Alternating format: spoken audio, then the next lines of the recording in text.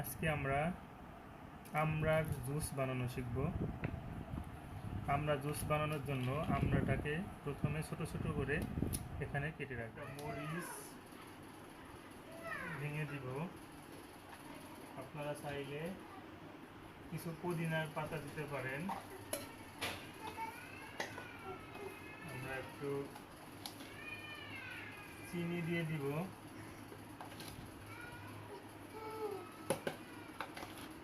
পরিমাণ মতো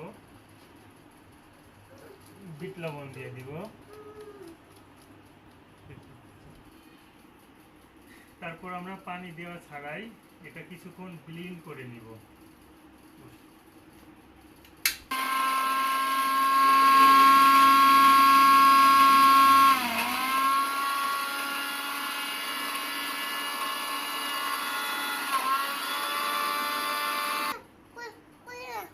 কিছুক্ষণ ব্লেন্ডার করার পরে আমরা পানি দিব।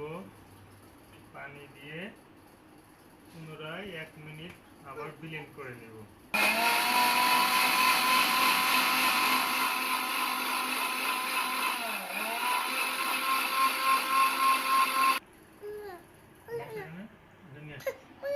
আমাদের আমড়া জুস রেডি। এখন আমরা সার্ভ করতে পারবো।